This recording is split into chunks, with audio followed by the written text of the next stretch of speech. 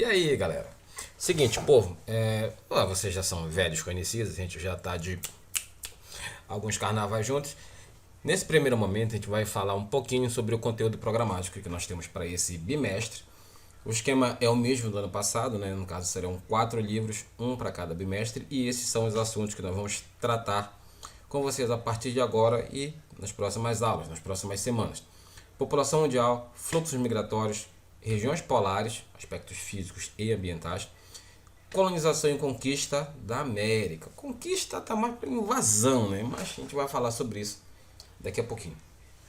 Então, assim, galera, esses 4 assuntos eles são muito importantes, eles estão ali um tanto quanto linkados, né? Ligados, sobretudo esse com esse aqui e parte desse daqui com esse daqui também. Você pode até pensar tipo que um não tem nada a ver com o outro, e se você pensar isso, você está redondamente certo, em parte, mas tem relação, sim, a gente vai ver daqui a pouco, ok?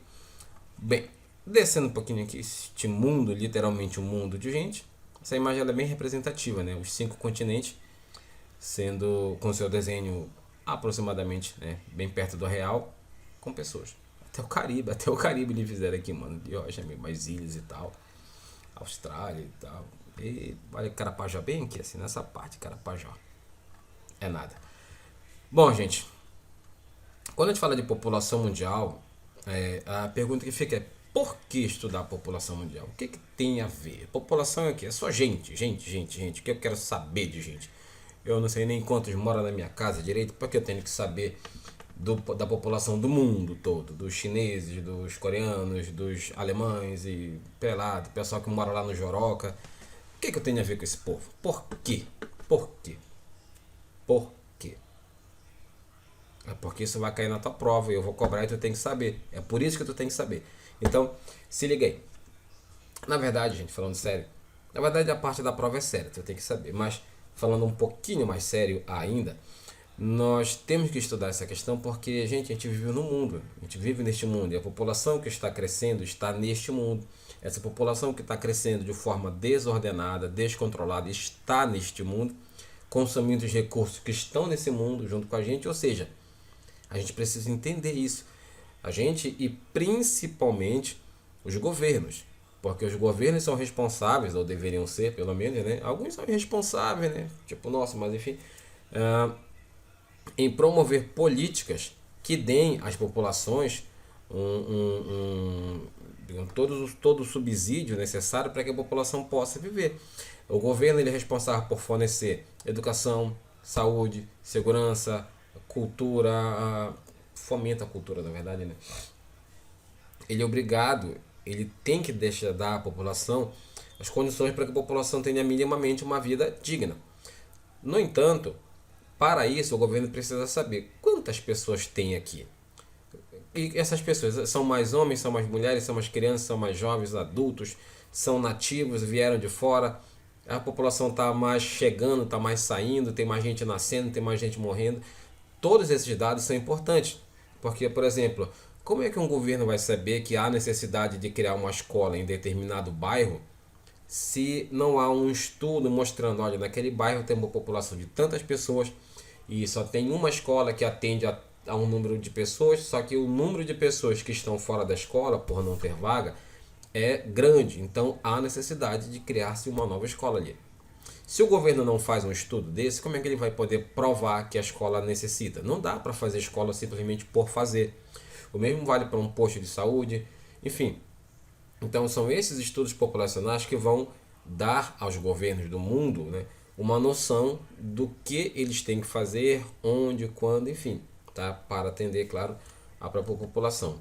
Então aqui, nesses números que nós temos de 2017, não é corona. Nós temos aqui os países mais populosos, certo? China ainda tem em primeiro, nessa época, né, nesse número, 1 bilhão 370 milhões de pessoas. Índia, 1 bilhão 311. Estados Unidos, Indonésia, Brasil, Paquistão. E assim vai. Nigéria, Bangladesh, Rússia e México. Esses seriam os 10 maiores países em população, né, em 2017. Esses números estão um pouquinho já, digamos assim, diferentes, certo? O Paquistão já até passou, gente. Nós já somos o sexto, certo? Nós já somos o sexto. E a tendência é que a população do Brasil diminua ainda um pouquinho mais e a população do Paquistão cresça um pouquinho mais. Talvez essa distância aumente, tá? Porque, bem, nós vamos falar sobre isso nas próximas aulas, mas uma coisa chamada planejamento familiar, não só isso, mas ela é uma das principais, né? Planejamento familiar tem contribuído para essa mudança em relação à população, né? O crescimento da população. Então, olha só, esse outro dado que nós temos aqui é um outro gráfico que mostra a projeção da população mundial até 2100. Ou seja, quando a gente fala de projeção, a gente está falando, obviamente, de algo que não aconteceu ainda, mas que, no ritmo que as coisas vão, se permanecer nesse ritmo até 2100, se não houver nenhuma grande mudança, nós teremos mais ou menos esse cenário que está desenhado aqui. Em 1990, a população do mundo era algo em torno de 5,3 bilhões de pessoas. Em 2017, 7,6 bilhões, ok? Em 2030, seguindo o atual ritmo, a população chegará a 8,6 bilhões, em 2050, 9,8 bilhões e, finalmente, em 2100, 11,2, ou seja, 11 bilhões e 200 milhões de pessoas. É gente pra caramba, cara. É muita gente, é quase tanta gente quanto deu no último aniversário da minha pirralha. Então, para vocês terem uma ideia, se aqui os brigadeiros já não deram para todo mundo, imagina no mundo. Como é que vai fazer comida para todo esse povo? Como é que vai dar conta de, sei lá, de ter escola, de ter saúde, segurança, ter todas essas paradas aí? É complicado pra caramba. Então é justamente por isso que os governos têm que estudar a população para se preparar. E a gente também tem que estar atento, tem que estar ligado. Por quê? Porque a gente é a população. E a gente tem que estar sabendo como é que as coisas estão sendo encaminhadas para que não falte nada pra gente, beleza? E essa distribuição da população mundial, para a gente dar digamos, uma adiantada, ela é bem desigual. Ela é bem desigual. Desigual no seguinte sentido de tem muito mais gente em certas áreas do que em outras, em certos lugares do que outros. Outros lugares assim atraem mais pessoas, enquanto que outros tornam a permanência e a vida ali mais difíceis. A gente vai ver daqui a pouco, mas isso a gente chama de fatores de atração e fatores de repulsão, tá?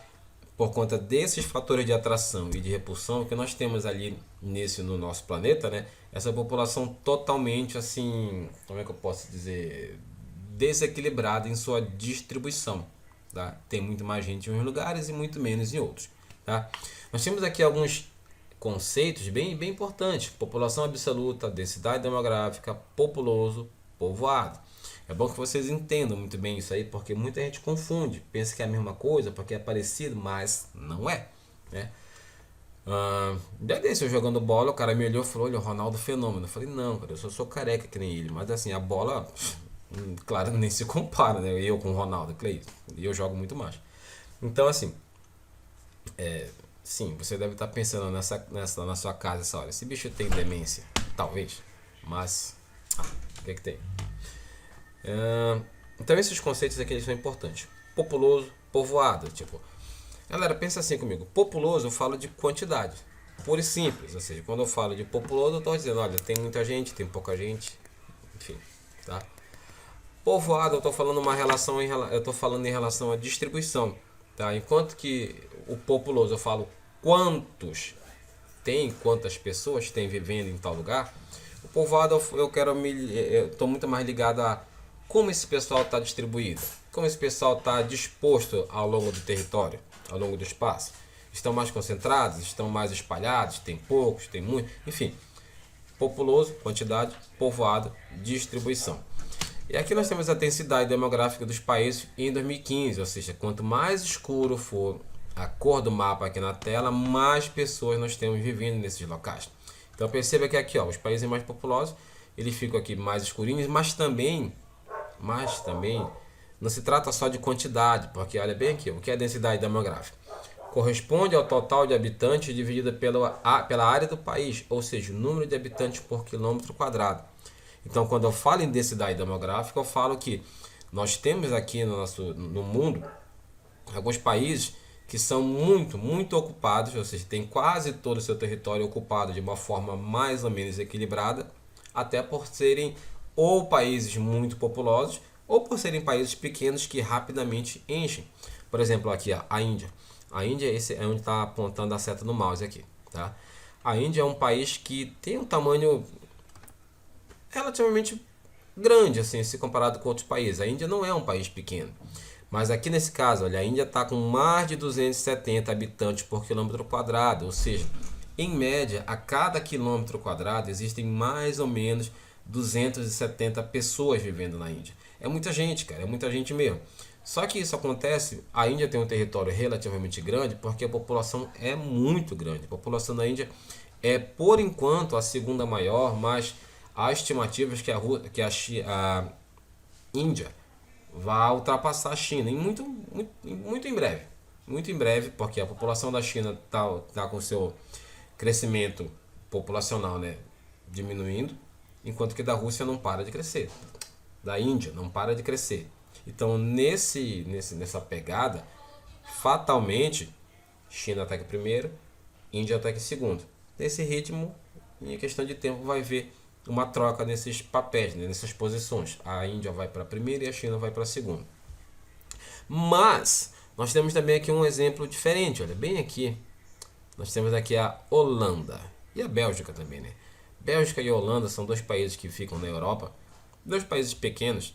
A Bélgica é tamanho do Marajó, mais ou menos, até menor. E são países que são muito povoados.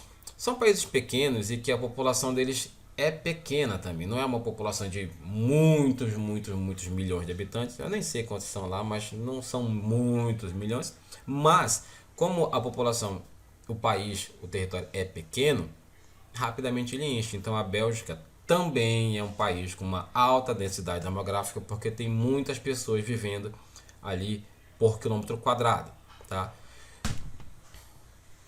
E bem aqui nós temos uma pequenina atividade para fazer, tá? Lembre-se que quando a gente fala desses mapas aqui ó, de densidade demográfica, quanto mais escuro, maior a densidade demográfica, ou seja, maior o número de habitantes vivendo por quilômetro quadrado. Então, se você vê a área está escura, olha, aqui está escuro, bem aqui está mais escuro, você sabe que nesse lugar vive muitas pessoas.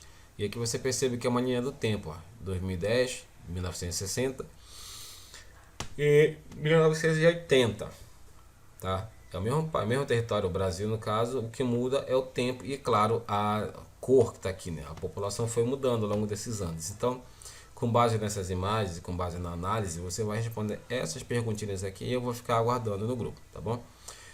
Olha, aqui está falando sobre a distribuição desigual da população, aquele lance que eu falei, né, de fatores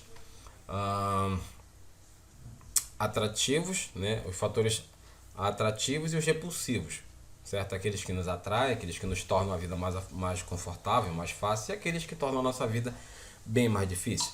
Para a gente não se alongar muito, pense comigo, por que a população que vive nos desertos é bem pequena? Porque lá é muito quente, é muito seco, chove pouco, aí é difícil plantar, é difícil criar animais, é difícil viver naquele lugar, certo?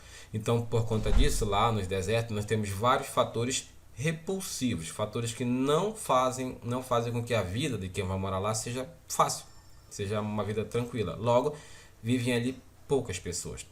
Por que, por exemplo, deixa eu ver aqui, as cidades que ficam no litoral, ficam próximo da beira da praia, são lugares muito cheios, são cidades que são sempre muito cheias de pessoas. Porque lá você tem um clima mais agradável pela presença da brisa do oceano, você tem ali maior quantidade de chuvas, maior quantidade de chuvas ao longo do ano, você tem um clima normalmente mais equilibrado, ou seja, não é nem tão frio nem tão calor, você tem ali uma maior possibilidade de ter criação de animais, ter plantação, ter uma melhor rede de transporte, você tem o próprio mar para pescar, para se deslocar, para fazer viagens, enfim. Essas condições fazem com que a vida de quem escolha morar nas cidades próximas do litoral seja muito mais fácil. Logo, nós temos fatores atrativos, tá bom?